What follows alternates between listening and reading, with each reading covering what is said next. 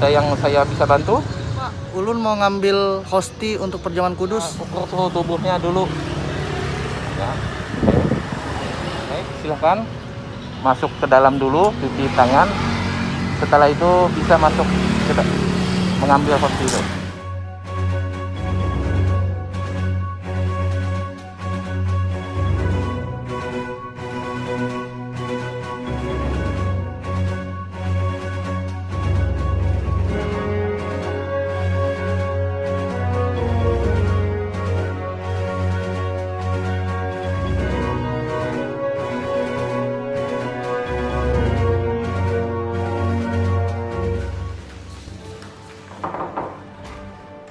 Permisi, saya mau ngambil hosti untuk perjamuan. Oke, silakan masuk.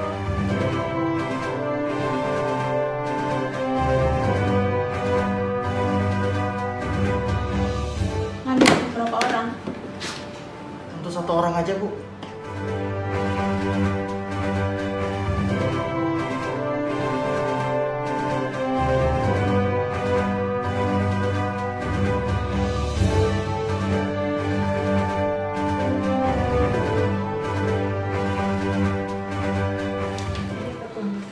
Terima kasih, Bu.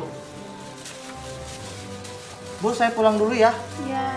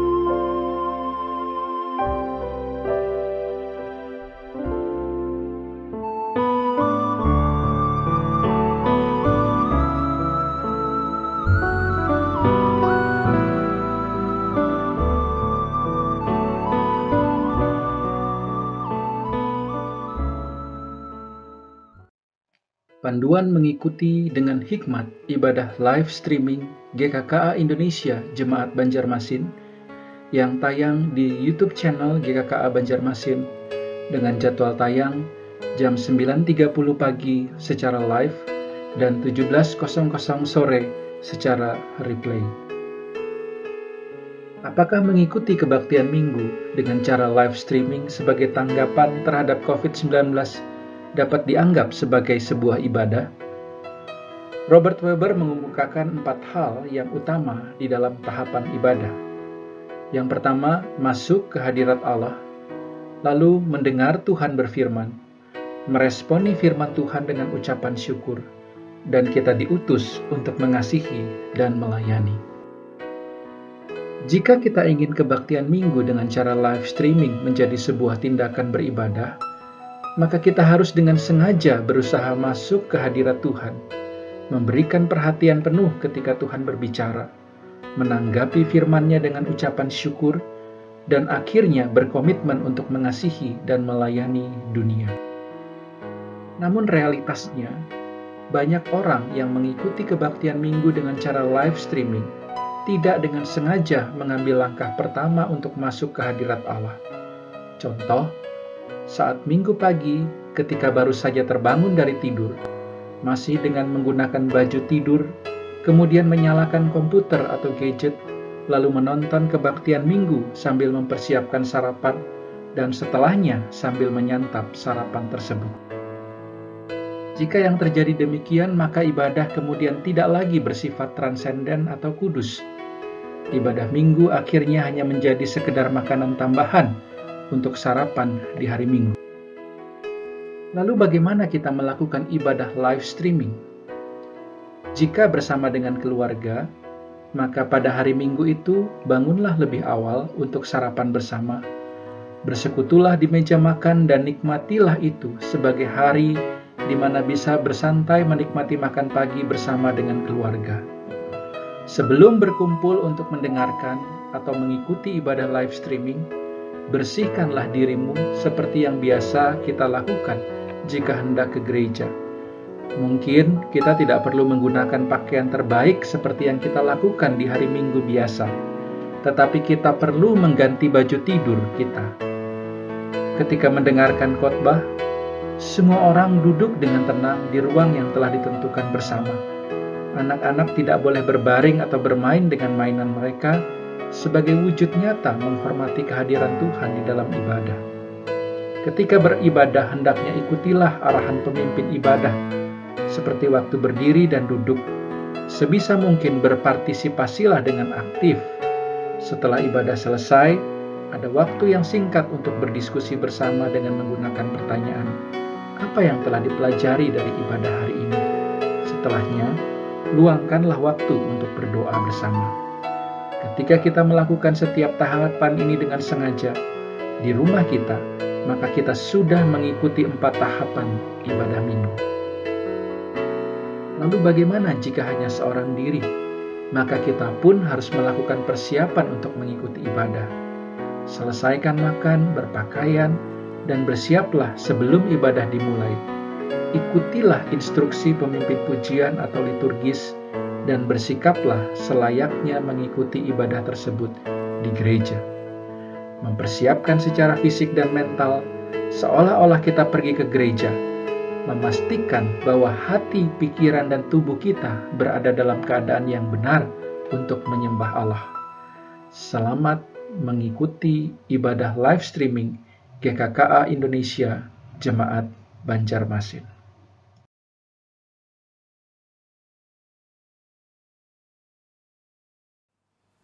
Selamat hari Minggu jemaat yang terkasih. Merdeka. Kita masih dalam suasana hari kemerdekaan dan saat ini mari kita mempersiapkan diri kita untuk masuk di dalam peribadatan. Mari kita masuk di dalam ruang saat teduh.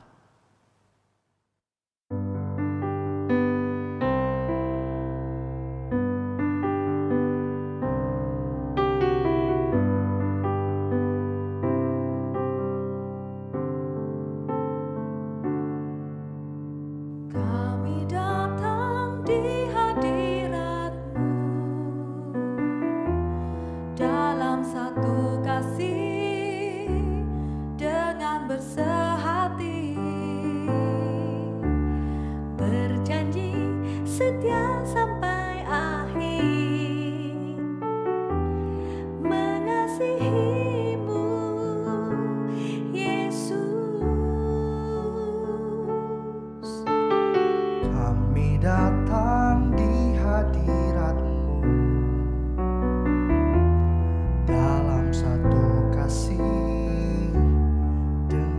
bersehati, berjanji setia sampai akhir, mengasihimu Yesus.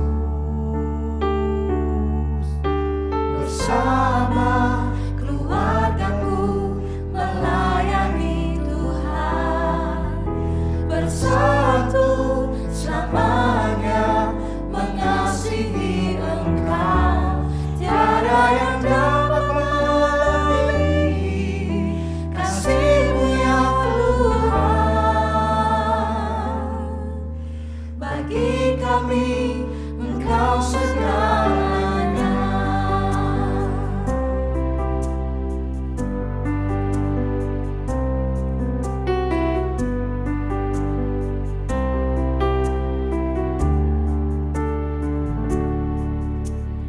Kami datang di hadirat-Mu dalam satu kasih dengan bersehati, Berjanji setia sampai akhir, mengasihimu Yesus. bersama keluargaku melayani Tuhan, bersatu selamanya mengasihi Engkau. Tiada yang dapat melebihi kasih-Mu ya Tuhan. Bagi kami Engkau segalanya. Bersama keluargaku melayani Tuhan, bersatu selamanya mengasihi Engkau. Tiada yang dapat melebihi kasih-Mu ya Tuhan. Bagi kami Engkau segalanya. Bagi kami Engkau segalanya. Bagi kami Engkau segalanya.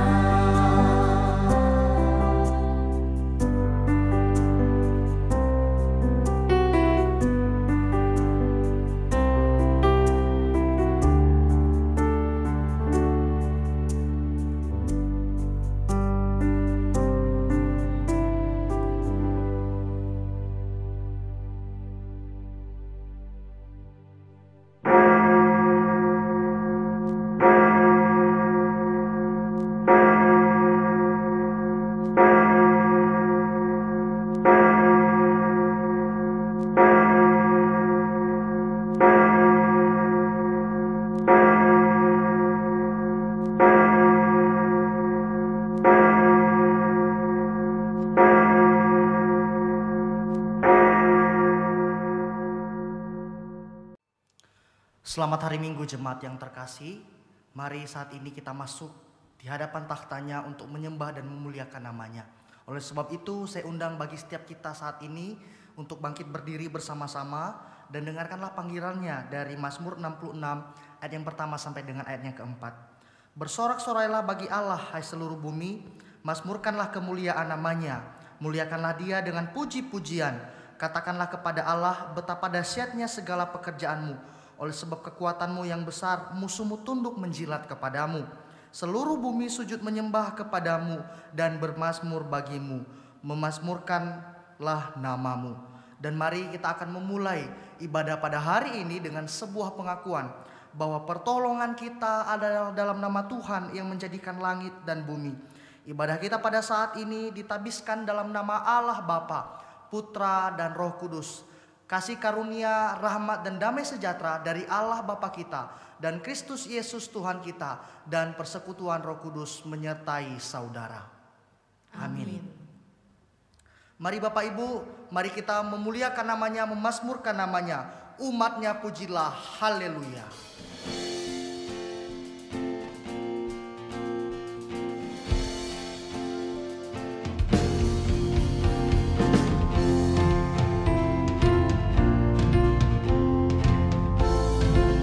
Umatnya pujilah, haleluya, amin.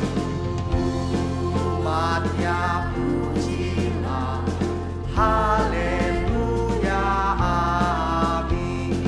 Pada Kristus Raja, haleluya, amin. Bersama bernyanyi di depan tahtanya, pasti Ia berkenan, haleluya. Pandanglah Tuhan, pandanglah Tuhan, haleluya, amin. Pujilah padanya, haleluya, amin. Gembala sorbaku turun dari sorga, kekalah kasih-Nya, haleluya, amin. Hanya Dia Raja yang pantas menerima pujian dan sorak-sorai. Mari kita nyanyikan pujian ini. Pujilah Sang Kristus. Pujilah Sang Kristus, haleluya, amin. Gemarlah jiwamu, haleluya, amin. Di sorga mulia, sembahlah padanya, selamanya puji Dia, haleluya, amin.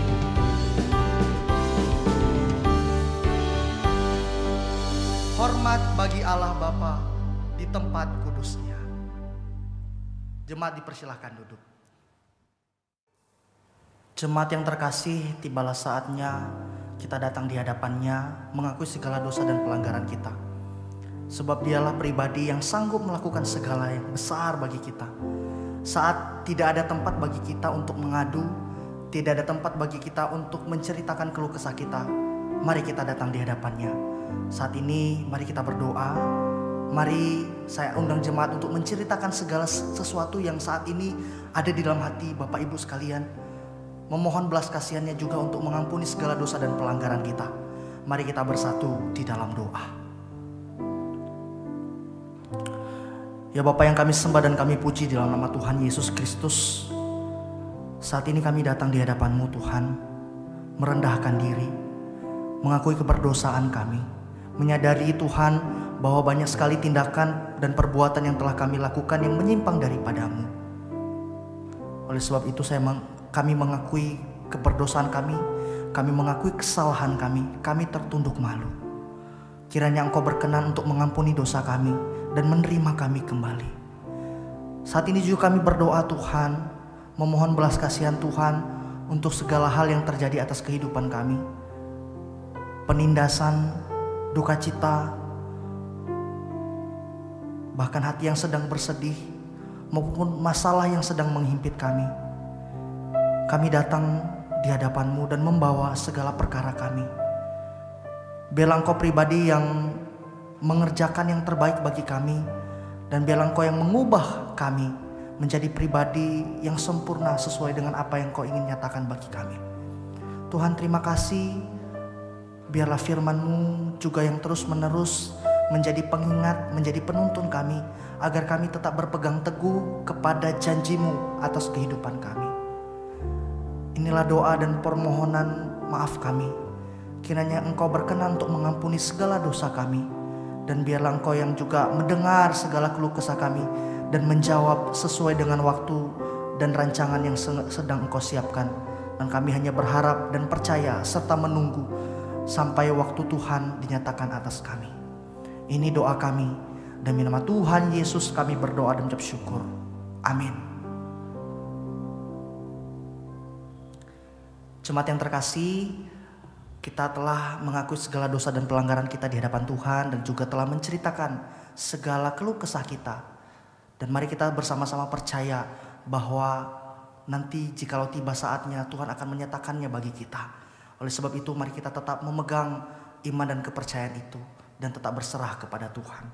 Oleh sebab itu dengarkanlah berita anugerah dari Mazmur 66 ayat 19 sampai dengan 20. Begini bunyinya. Sesungguhnya Allah telah mendengar, Ia telah memperhatikan doa yang kuucapkan. Terpujilah Allah yang tidak menolak doaku dan tidak menjauhkan kasih setianya daripadaku.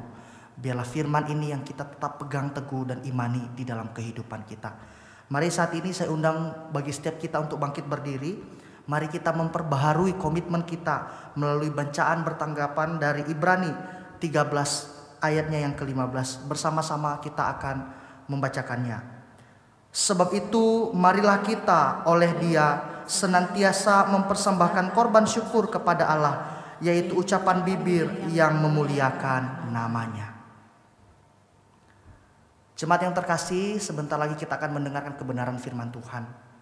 Hanya firman-Nya lah yang sanggup mengubahkan kita dan menguatkan kita. Dan kita percaya Dia sanggup melakukan perkara yang jauh dari pikiran kita. Karena Dialah Allah kita. Dia sanggup.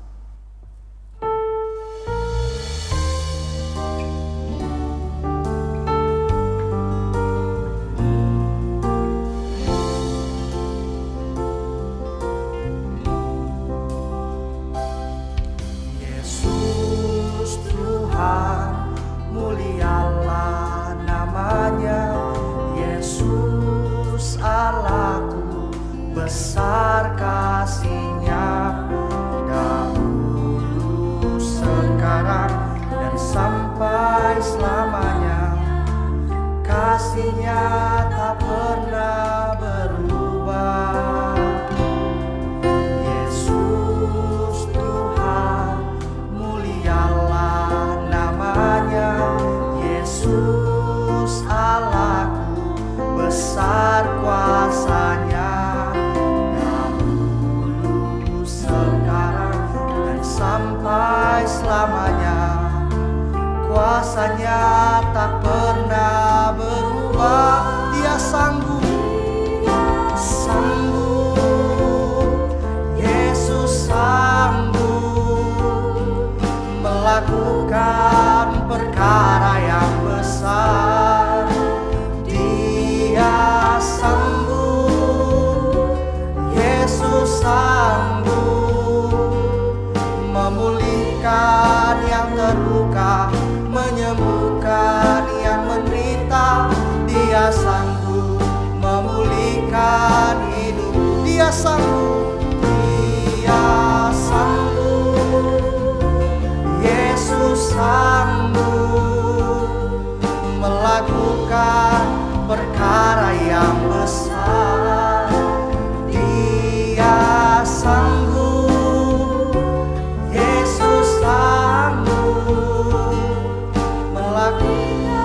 yang terluka, menyembuhkan yang menderita. Dia sanggup memulihkan hidup. Dia sanggup memulihkan hidup. Dia sanggup memulihkan hidup kita. Dia sanggup memulihkan hidup.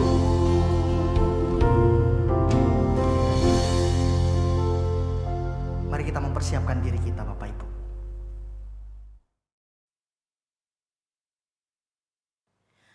Shalom Bapak Ibu yang terkasih dalam Tuhan.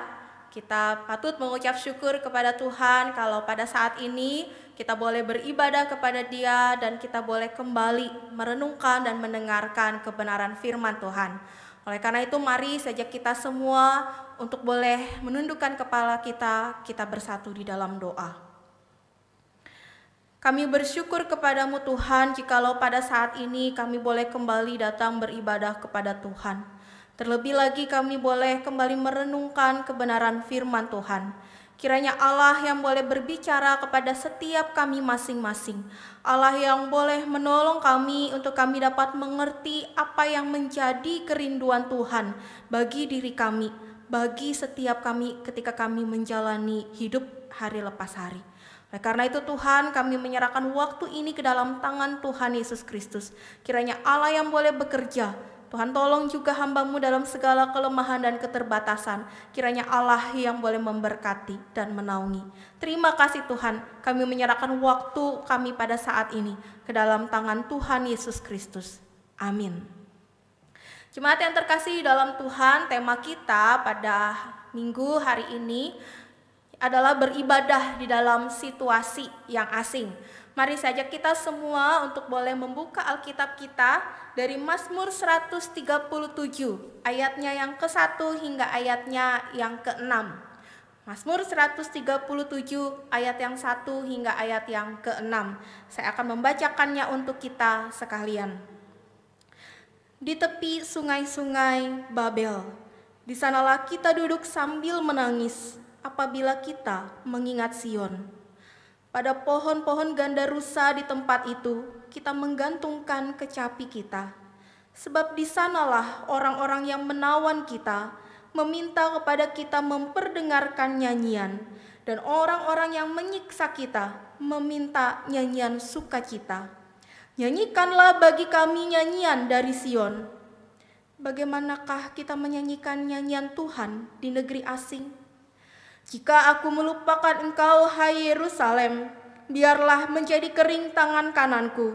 Biarlah lidahku melekat pada langit-langitku, jika aku tidak mengingat engkau, jika aku tidak menjadikan Yerusalem puncak sukacitaku. Demikian firman Tuhan yang kita baca pada pagi hari, pada saat ini. Bapak Ibu yang terkasih dalam Tuhan, pada hari ini kita memasuki minggu yang keempat di bulan Agustus. Berarti kurang lebih sudah 5 bulan ya kita beribadah secara online di rumah kita masing-masing. Di bulan Maret yang lalu sejak Presiden Jokowi mengumumkan bahwa COVID-19 sudah masuk ke Indonesia, maka pemerintah menghimbau masyarakat Indonesia untuk mengurangi aktivitas di luar rumah dan tidak berada di dalam kerumunan yang banyak orang. Salah satunya adalah mengenai ibadah. Nah, sejak saat itulah banyak gereja-gereja yang akhirnya mengalihkan ibadahnya menjadi ibadah online. Termasuk salah satunya gereja kita, GKKA Indonesia Banjarmasin. Nah Bapak Ibu, hal ini pasti membuat kita menjadi kurang nyaman atau bahkan merasa nggak enak ibadah di rumah. Ya, suatu kali mama saya ketika telepon berbicara kepada saya berkata demikian. Aduh, sampai kapan ya seperti ini? Ibadah di rumah, nggak bisa kemana-mana. Terus sekarang kalau ibadah tuh ribet gitu ya. Kalau dulu kan enak, tinggal pergi ke gereja, duduk, diam, manis, mendengarkan. Sekarang ibadah itu mesti buka HP, buka YouTube, pencet sana, pencet sini. Belum lagi kalau terjadi error ya. Jadi makin repot. Ya, buat mama saya ibadah saat ini menjadi semakin sulit, menjadi semakin repot. Nah Bapak Ibu yang terkasih dalam Tuhan, perasaan seperti ini saya yakin bukan hanya dirasakan oleh mama saya. Perasaan seperti ini pasti juga kita rasakan di tempat ini. Ya, banyak jemaat yang berkata, "Jangan tahu kapan kita bisa kembali beribadah di gereja. Aduh, sudah kangen rasanya jangan tahu mau ibadah di gereja." Bahkan ada jemaat yang juga bercerita di hari Minggu ketika itu dia bangun pagi gitu ya. Dia bangun pagi-pagi, kemudian dia mandi, dia berdandan, dia mau pergi ke gereja. Ketika dia udah rapi, udah siap pergi untuk berangkat ke gereja, anaknya berkata, "Mau kemana?" Bapak Ibu jemaat ini kemudian berkata, "Saya mau pergi ke gereja, saya mau ibadah." Nah Bapak Ibu, dia lupa kalau saat ini gereja itu tutup. Semua kegiatan gak ada. Ibadah-ibadah dialihkan menjadi ibadah online di rumah masing-masing. Nah Bapak Ibu yang terkasih dalam Tuhan, ini adalah baru segelintir orang-orang yang mengalami rasanya rindu untuk beribadah di gereja. Belum lagi mungkin ada orang yang bilang, aduh ibadah di rumah itu nggak enak. Kenapa? Karena kalau di rumah itu banyak gangguannya. Entah anak nggak bisa diem, yang satu nangis, yang satu jalan sana jalan sini, entah yang mungkin minta makan. Belum lagi mungkin ada telepon, ada orang datang pencet bel. Wah pokoknya ibadah di rumah nggak enak. Ini menjadi ibadah yang tidak kusuk gitu ya, tidak hikmat dengan suasana yang tidak mendukung. Bapak Ibu yang terkasih dalam Tuhan, inilah yang kita alami dan kita rasakan saat ini. Kita merasa kualitas ibadah kita menurun. Kita merasa hadirat Allah tidak ada. Berbeda kalau kita datang ke gereja. Baru sampai depan gerbang gereja aja mungkin kita bilang hadirat Allah sudah terasa. Tetapi ketika di rumah, aduh begitu kering sekali rasanya.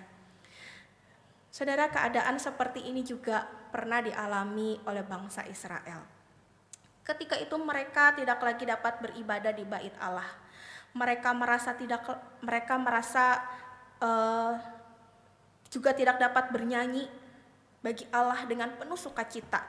Kenapa Bapak Ibu? Karena bait Allah ketika itu hancur. Bahkan diri mereka sendiri juga sedang berada di dalam tawanan. Mereka sedang di dalam pembuangan, yaitu di negeri Babel, di mana orang-orang tidak mengenal Allah. Nah Bapak Ibu, dengan keadaan seperti inilah yang akhirnya membuat mereka memiliki kerinduan yang begitu mendalam akan bait Allah. Mereka begitu merindukan akan Yerusalem, kota yang mereka cintai. Inilah yang Yeremia gambarkan di dalam Mazmur 137 ayatnya yang pertama. Di sana dikatakan, di tepi sungai-sungai Babel, di sanalah kita duduk sambil menangis apabila kita mengingat Sion. Bapak Ibu, Yeremia ketika itu begitu merasakan, begitu haus akan adanya bait Allah. Tetapi mereka bangsa Israel tidak dapat pergi ke bait Allah. Mereka tidak lagi dapat beribadah. Bukan hanya itu Bapak Ibu. Mereka juga merindukan untuk bisa bernyanyi, untuk bisa memuji Allah dengan alat musik yang mereka miliki.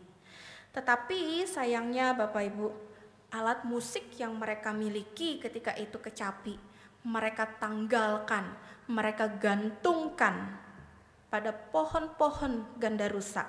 Mereka tidak lagi dapat memainkan alat musik mereka. Mereka tidak lagi dapat memuji Tuhan dengan penuh sukacita. Bahkan mereka ini malah diejek gitu ya, diejek oleh bangsa yang sedang menindas mereka, diejek oleh bangsa yang sedang menyiksa mereka untuk mereka dapat bekerja paksa. Mereka diminta untuk menyanyikan pujian, nyanyikan nyanyian dari Sion. Padahal Bapak Ibu mereka tahu nyanyian dari Sion ini adalah nyanyian untuk kemuliaan Tuhan. Nyanyian yang hanya ditujukan kepada Allah saja. Tetapi bangsa Babel ketika itu tahu bahwa mereka ini, bangsa Israel ketika itu begitu merindukan kota Yerusalem, begitu merindukan bait Allah. Karena mereka bangsa Israel juga sering berkata, sering berbincang mengenai keadaan Yerusalem, keadaan kota Sion ketika itu. Jadi ketika bangsa Babel tahu akan kerinduan orang-orang Israel ketika itu, maka bangsa Babel meminta mereka ya, mengejek-ejek bangsa Israel untuk dapat menyanyikan pujian dari Sion. Hingga akhirnya Bapak Ibu, Yeremia di ayat yang keempat berkata demikian, bagaimanakah kita menyanyikan nyanyian Tuhan di negeri asing? Bapak Ibu, dengan keadaan yang seperti ini, mereka sedang dalam tawanan, mereka sedang dalam pembuangan. Mereka hidup di tengah-tengah bangsa yang tidak mengenal Allah. Lalu kemudian mereka dipaksa untuk menyanyikan pujian bagi Allah. Mereka dipaksa untuk mereka memainkan alat musik. Sehingga mereka dapat berkata, bagaimana kami menyanyikan pujian, nyanyian Tuhan di negeri asing. Bapak Ibu, keadaan mereka seperti ini bukankah sedikit banyak sama seperti keadaan kita saat ini?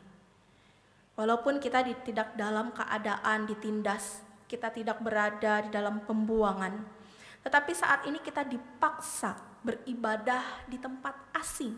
Kita dipaksa beribadah tidak di dalam gedung gereja. Kerinduan kita akan ibadah di dalam gereja pasti sama besarnya seperti kerinduan yang dirasakan oleh bangsa Israel. Tetapi Bapak Ibu yang terkasih dalam Tuhan, sayangnya bagi bangsa Israel ketika mereka berkata, aku begitu merindukan akan bait Allah, aku merindukan untuk memuji Tuhan, aku merindukan untuk menyanyikan pujian bagi Tuhan. Sayangnya Bapak Ibu, pemahaman mereka, pemahaman bangsa Israel, itu pemahaman yang salah, pemahaman yang keliru. Kenapa?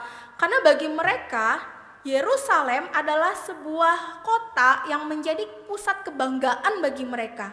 Karena di dalam kota Yerusalem itu, di sana ada bait Allah, di mana bait Allah itu adalah tempat mereka untuk beribadah kepada Tuhan.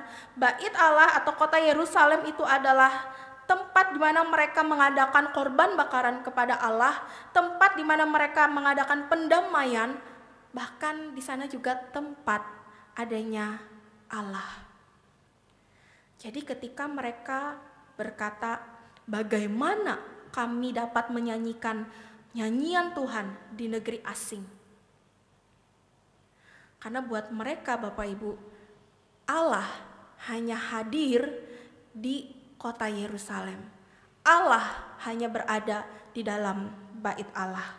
Dan ketika mereka berkata, bagaimana saya dapat menyanyikan pujian bagi Tuhan di negeri asing, di tengah-tengah orang yang tidak mengenal Allah? Karena bagi mereka, bagi bangsa Israel, Allah itu tidak ada di Babel. Allah itu tidak ada di negara itu. Allah itu tidak ada di tengah-tengah orang kafir. Sayang Bapak Ibu, pemahaman mereka ini. Tetapi mari Bapak Ibu kita melihat apa yang sebenarnya menjadi esensi dari sebuah ibadah. Jangan-jangan Bapak Ibu ketika kita berkata, aduh saya begitu merindukan beribadah di gereja, saya begitu merindukan menaikkan pujian, memainkan alat musik, mendengarkan lagu-lagu di gereja. Jangan-jangan pemahaman kita akan ibadah sama seperti bangsa Israel, yaitu bahwa Allah hanya berada di gereja, Allah hanya berada di tempat ini. Tetapi mari Bapak Ibu, apa yang menjadi esensi dari ibadah? Esensi dari ibadah bukanlah sebuah tempat, bukan pula hanya sebuah bangunan. Tetapi esensi dari ibadah adalah berbicara mengenai siapa yang menjadi pusat dari ibadah yang kita lakukan. Ini yang pertama yang kita tanyakan kepada diri kita. Ketika kita bilang esensi dari ibadah adalah siapa yang menjadi pusat ketika kita beribadah. Bukankah seharusnya yang menjadi pusat bagi kita adalah Allah itu sendiri? Nah, kalau ketika kita bilang yang menjadi pusat dari ibadah adalah Allah itu sendiri, maka pertanyaan berikutnya adalah apa yang Allah suka dari ibadah?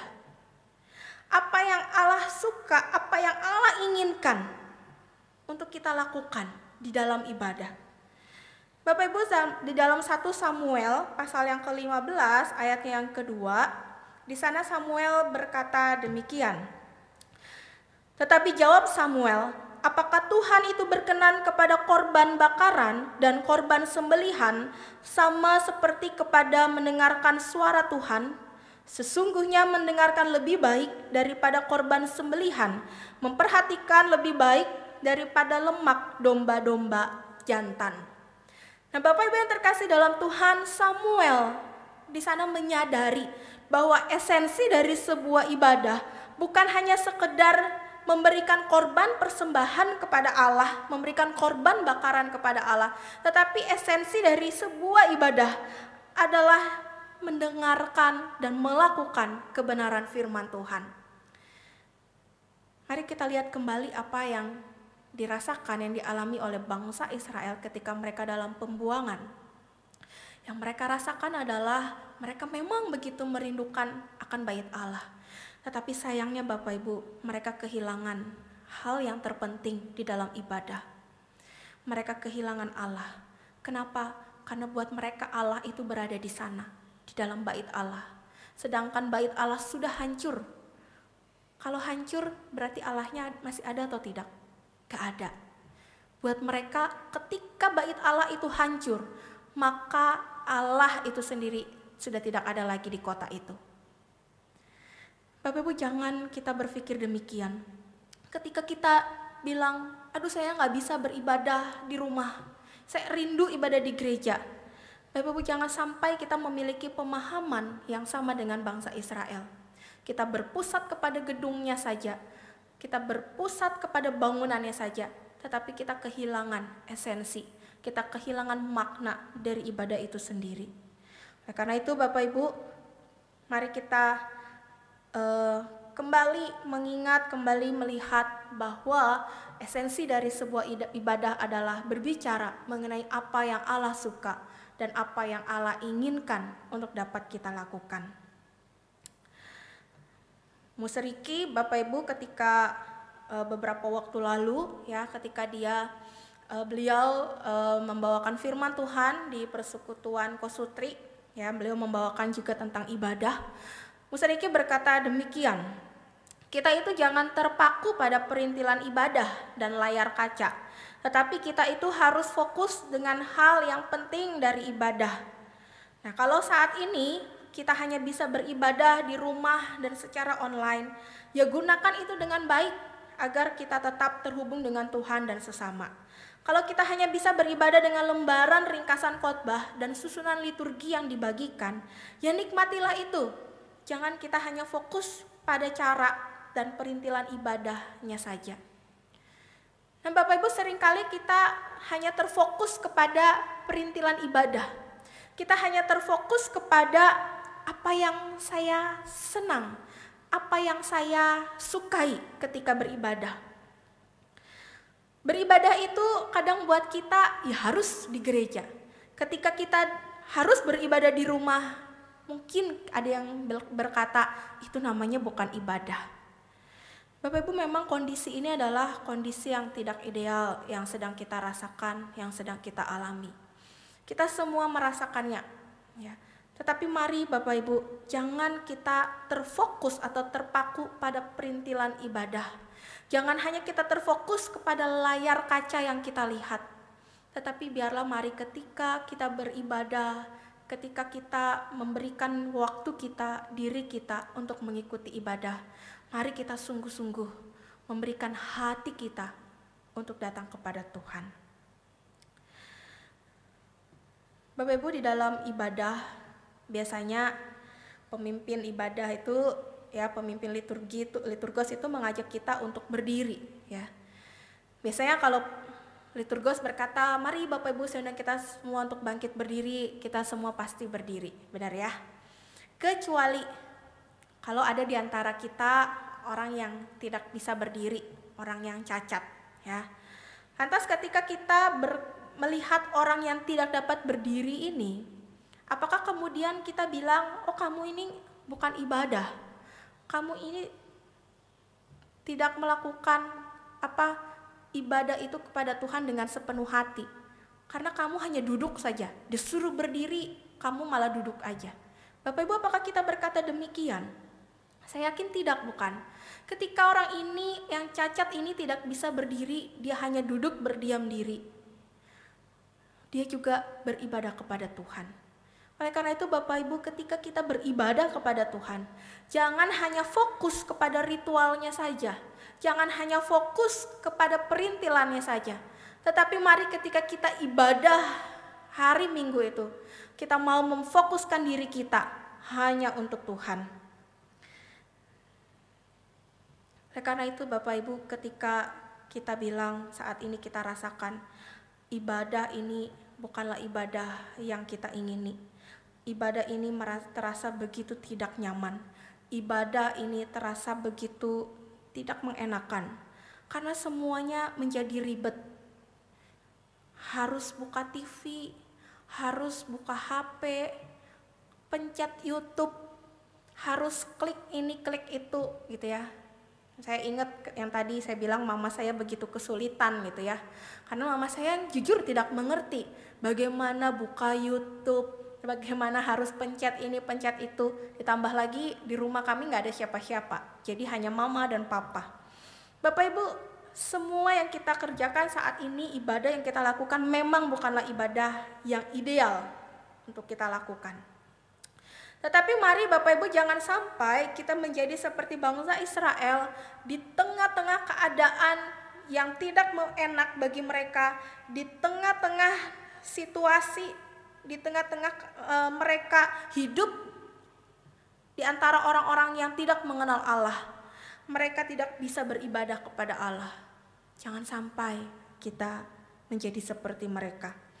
Tetapi mari Bapak Ibu kita kembali bertanya, kalau saat ini kita tidak bisa merasakan ibadah kita dengan penuh sukacita, dengan berpusat kepada Allah, maka mungkin kita harus bertanya, kalau begitu di mana Allah? Sama seperti bangsa Israel, ketika mereka di Babel, mereka nggak bisa tuh beribadah kepada Allah. Tapi kemudian mari kita bertanya, kalau begitu di mana Allah? Bagi bangsa Israel, Bapak Ibu, Allah itu ya berada di Yerusalem. Allah itu berada di bait Allah di sana, kota yang sudah hancur, bait Allah yang sudah diluluh lantahkan. Tetapi sungguh benarkah Allah itu hanya berada di bait Allah? Allah itu hanya berada di kota Yerusalem. Bapak Ibu, di dalam 1 Korintus ayatnya, masuk 1 Korintus 1 ayatnya yang kedua. Di sana menggambarkan bahwa ibadah Allah itu bukan hanya berada di dalam gedung gereja, tetapi Allah itu berada di antara tengah-tengah orang percaya yang berkumpul menjadi satu. Jadi ketika bangsa Israel, pola pikir mereka yang mengatakan bahwa Allah itu hanya berada di Yerusalem, di dalam bait Allah, itu adalah pola pikir yang keliru. Ketika kita beribadah di rumah, jangan sampai kita berkata Allah itu tidak hadir di rumah ini. Tetapi mari kita kembali melihat bahwa di dalam 1 Korintus 1 ayat yang kedua, maka ketika dikatakan di sana ada orang-orang percaya yang berkumpul menjadi satu, maka disitulah Allah ada, disitulah Allah hadir, dan disitulah yang namanya gereja. Bapak-Ibu yang terkasih dalam Tuhan, kehadiran Allah bukan hanya fokus kepada rumah Allah secara fisik. Kehadiran Allah seharusnya berfokus kepada orang-orang percaya yang berkumpul. Oleh karena itu Bapak Ibu, di dalam jemaat mula-mula, mereka tidak hanya beribadah pada satu tempat saja. Mereka beribadah juga berpindah-pindah, kadang di bait Allah, kadang mereka di rumah-rumah jemaat mereka, kadang mereka beribadah di sinagoge. Mereka tidak peduli Bapak Ibu dengan suasana dan bentuk dari ibadah. Tetapi mereka berkumpul menjadi satu di antara orang percaya dan mereka melakukan ibadah. Saudara, seorang teman waktu saya kuliah di saat dia bercerita bagaimana dirinya ketika dia beribadah di gerejanya. Ya, teman saya ini orang Cungpo, dia berbicara bagaimana mereka itu beribadah. Bapak Ibu, kita tahu negara China itu adalah negara yang kalau gereja itu dibatasi. Ada gereja-gereja yang yang secara legal, tetapi biasanya itu mungkin khotbahnya dibatasi, tidak boleh ini, tidak boleh itu. Oleh karena itu gereja-gereja yang ilegal di sana itu juga cukup banyak. Nah, teman saya bercerita ketika mereka itu beribadah di rumah, ya, Mereka sistem ibadah di rumah-rumah, kalau mungkin kita suka mendengar gereja bawah tanah. Jadi mereka beribadah di rumah-rumah dengan jumlah yang tidak terlalu banyak. Lalu kemudian mereka bernyanyi, memuji Tuhan, mereka mendengarkan firman Tuhan. Tetapi yang menarik Bapak Ibu dari ibadah yang mereka lakukan, karena mereka ini adalah gereja yang ilegal, melakukan ibadah yang tidak ada izin dari pemerintah, maka mereka itu harus bernyanyi dengan tidak ada suaranya. Bapak Ibu bisa bayangkan bagaimana harus bernyanyi tetapi nggak ada suara, nggak boleh keluar suara sedikit pun. Misalkan diajak nyanyi lagu sukacita, hari ini kurasa bahagia. Bapak Ibu, bagaimana? Apa yang kita rasakan? Kalau kita disuruh nyanyi begini, diem. Nggak ada suaranya. Bapak Ibu, ini yang dialami oleh teman saya di sana. Mereka nyanyi lagu pujian yang sukacita. Hari ini kurasa bahagia, tetapi nggak ada suaranya sama sekali. Bapak Ibu bisa bayangkan, ibadah mereka itu adalah ibadah yang sangat-sangat tidak ideal untuk dilakukan. Tetapi apakah mereka kemudian lantas tidak mau beribadah? Apakah kemudian mereka tidak mau lagi bersekutu bersama-sama? Enggak, Bapak Ibu. Mereka justru ketika itu penuh antusias, penuh sukacita, mereka beribadah, memuji Tuhan, meskipun mereka tidak mengeluarkan suara sedikit pun. Bapak Ibu, ini jugalah seharusnya yang kemudian kita alami, yang kemudian kita rasakan. Bangsa Israel, Yeremia secara khusus, di ayat yang kelima hingga ayatnya yang keenam. Kemudian dia berkata demikian, jika aku melupakan engkau, hai Yerusalem, biarlah menjadi kering tangan kananku. Biarlah lidahku melekat pada langit-langitku, jika aku tidak mengingat engkau. Jika aku tidak menjadikan Yerusalem puncak sukacitaku. Bapak Ibu, ini adalah sebuah komitmen yang Yeremia katakan ketika di awal dia berkata bahwa dia begitu merindukan akan bait Allah, dia begitu merindukan untuk memuji Allah tetapi tidak dapat mereka lakukan. Maka di ayat yang kelima hingga ayatnya yang keenam di sini kita melihat bahwa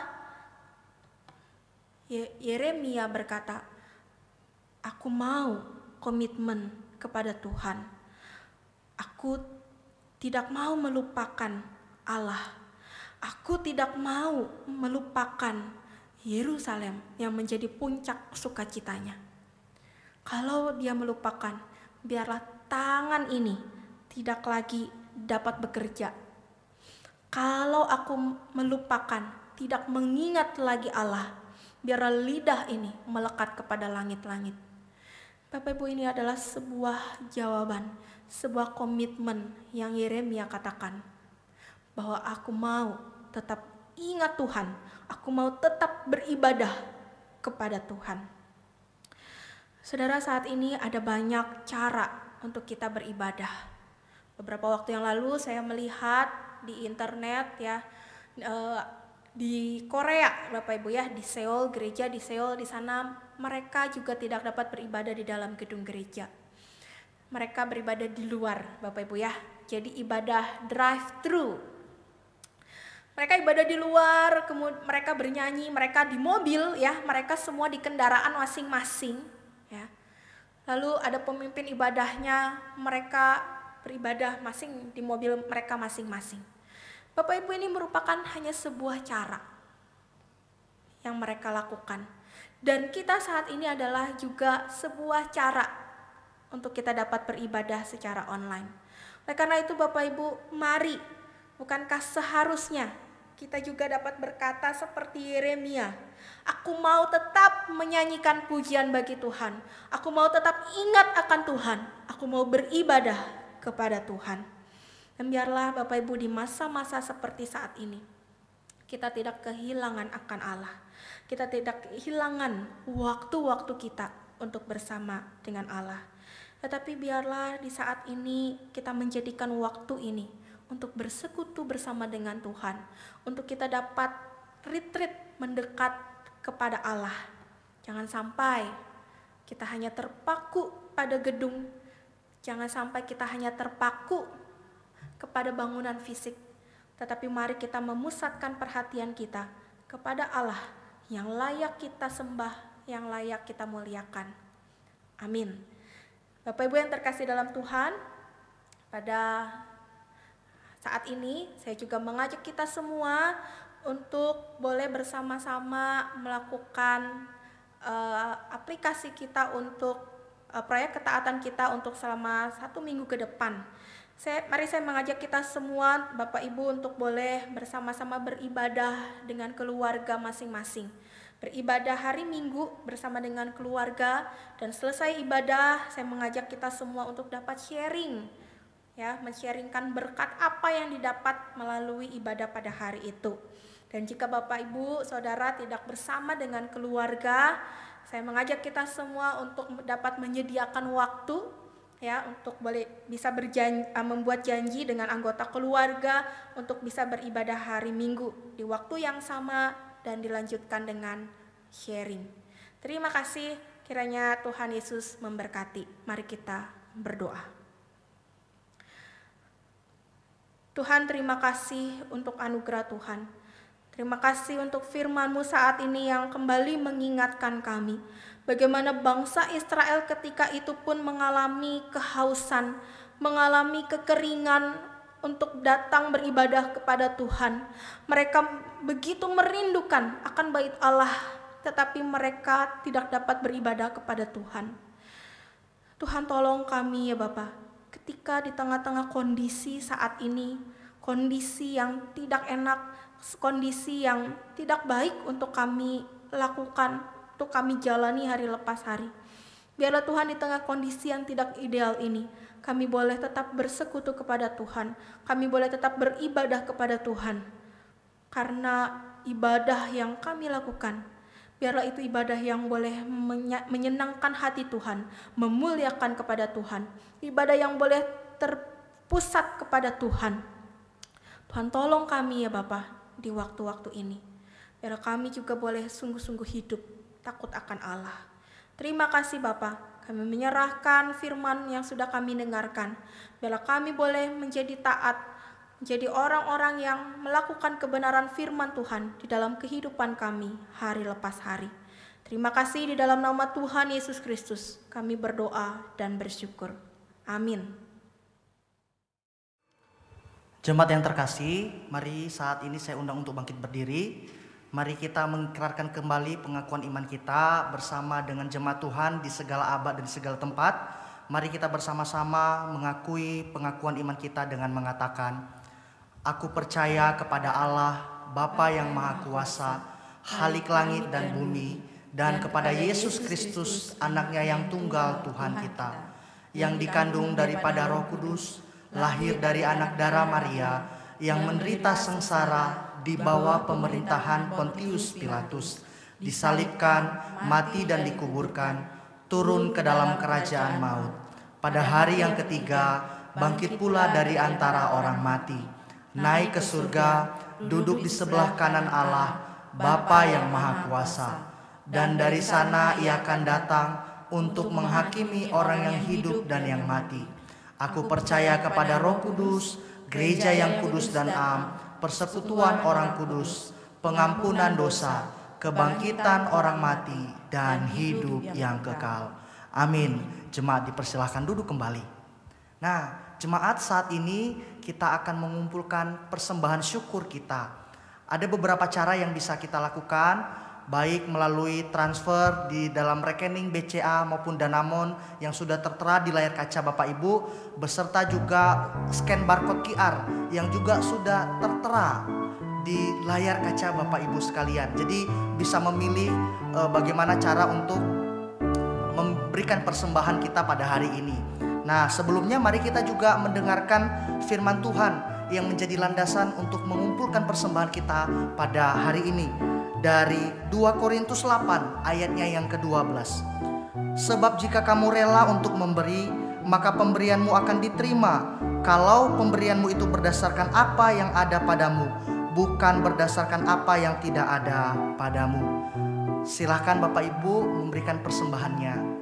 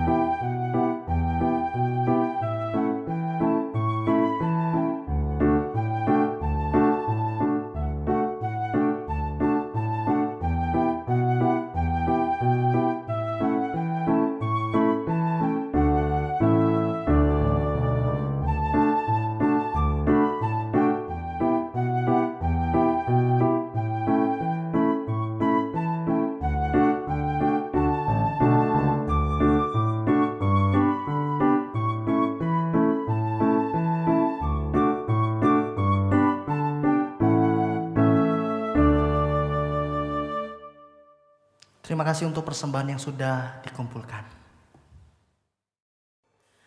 Mari Bapak Ibu yang terkasih dalam Tuhan, kita boleh berdoa, kita bangkit berdiri, kita mau menyerahkan persembahan kita pada saat ini. Mari kita satu di dalam doa.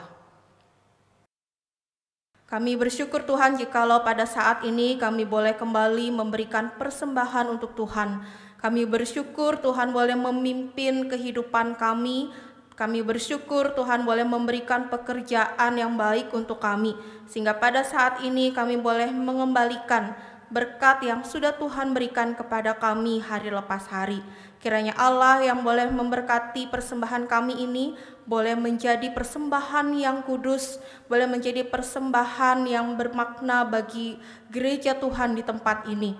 Kami menyerahkan juga setiap jemaat-jemaat, tangan-tangan baik yang sudah memberi maupun yang belum memberi. Tuhan kiranya Engkau yang terus memberkati kehidupan mereka. Tuhan berikan kesehatan, Tuhan berikan kekuatan, Tuhan boleh memberikan pekerjaan bagi mereka. Terima kasih Tuhan, kami juga menyerahkan untuk setiap para diaken yang akan mengelola persembahan ini. Kiranya Allah juga yang boleh memberikan hikmat takut akan Tuhan bagi setiap mereka. Terima kasih Tuhan, pada saat ini juga kami boleh menyerahkan untuk setiap diri kami, jemaat-jemaat Tuhan yang boleh kembali diingatkan akan ibadah. Kiranya kami boleh sungguh-sungguh Tuhan memaknai ibadah itu hanya untuk memuliakan Tuhan. Kami boleh sungguh-sungguh Tuhan memfokuskan diri kami ketika kami beribadah, biarlah kami tertuju kepada Tuhan. Kami mohon pimpinan Tuhan untuk kami boleh beribadah di dalam situasi yang tidak enak saat ini, sehingga kami boleh Tuhan bertemu dengan Tuhan, kami boleh sungguh-sungguh merasakan hadirat Tuhan di dalam hidup kami. Pada saat ini juga Tuhan kami menyerahkan untuk setiap jemaat Tuhan, baik yang dalam kelemahan tubuh, kiranya Tuhan yang boleh memimpin kehidupan mereka. Tuhan topang mereka, Tuhan berikan kasih, Tuhan berikan sukacita bagi mereka. Sehingga meskipun keadaan mereka begitu lemah, tidak berdaya, biarlah mereka memiliki pengharapan yang daripada Tuhan. Kami juga menyerahkan Tuhan untuk tim formatur saat ini yang sudah terbentuk.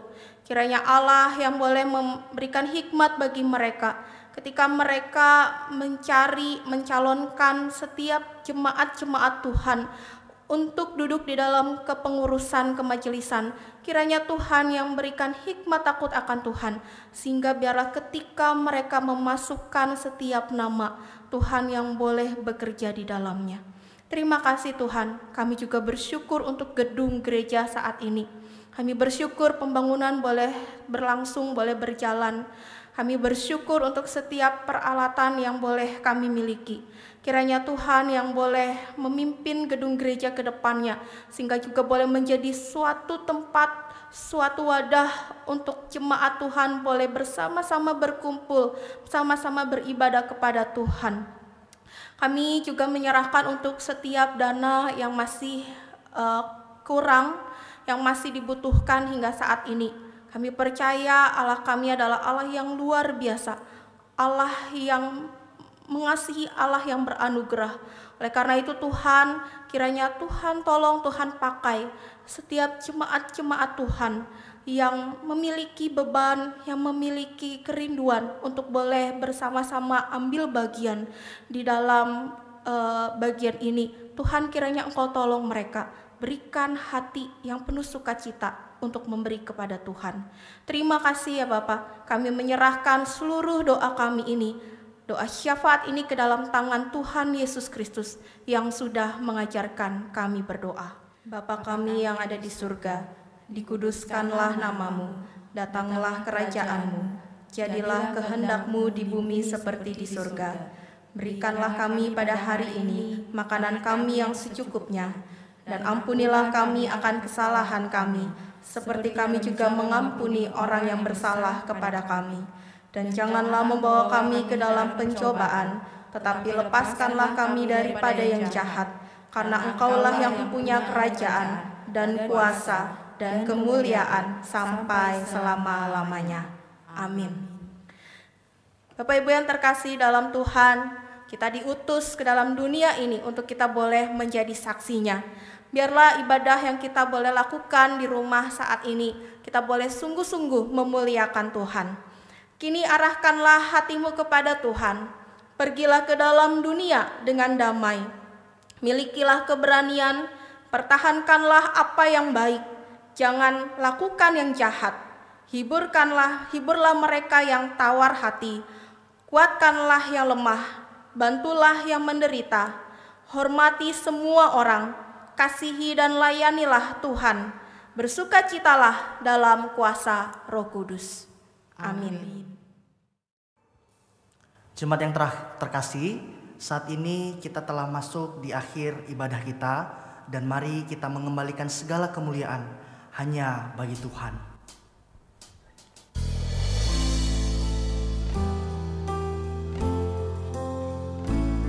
Suci, suci, suci, Allah Maha Kuasa. Suci,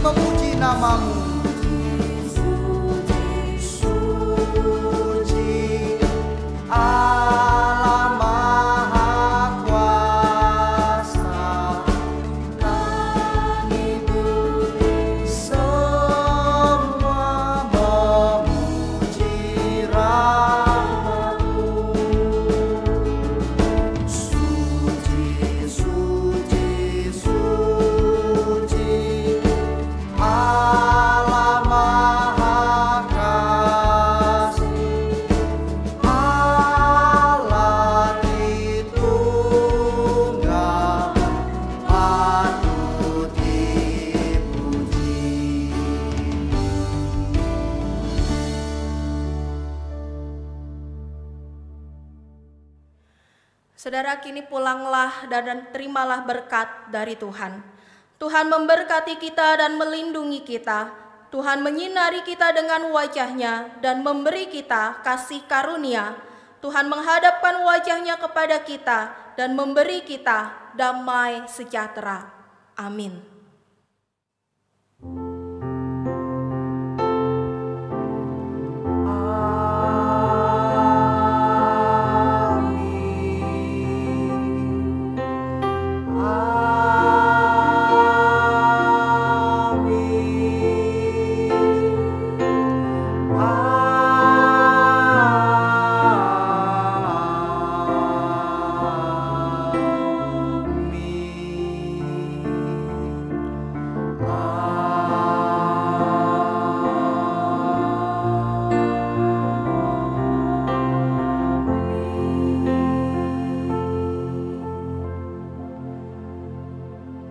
Jemaat dipersilakan duduk. Silakan mengambil waktu teduh Bapak Ibu.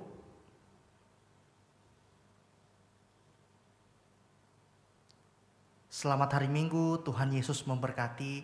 Dan mari kita akan menyaksikan warta berikut ini. Namun Bapak Ibu harus tetap stay karena ada beberapa pesan yang akan disampaikan melalui warta kali ini.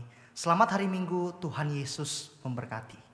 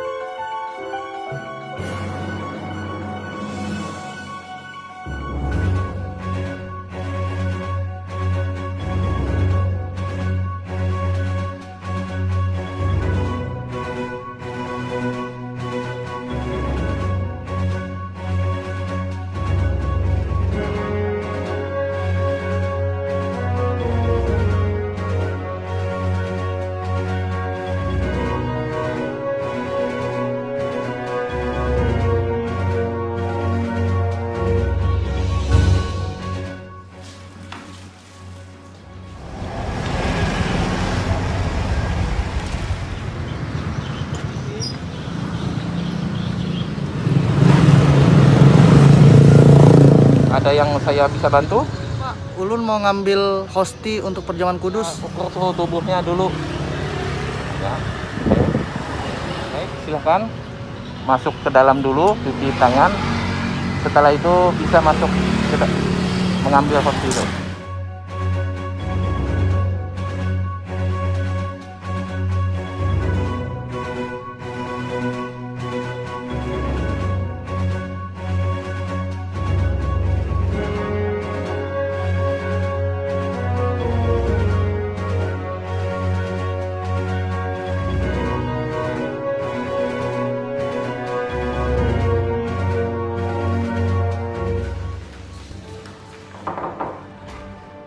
Permisi, saya mau ngambil hosti untuk perjamuan. Oke, silakan masuk.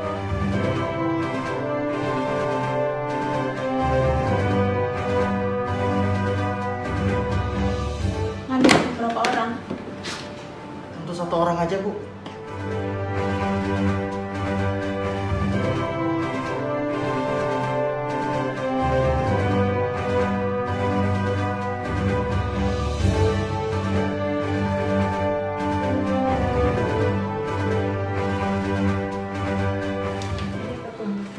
Terima kasih, Bu. Bu, saya pulang dulu ya. Ya.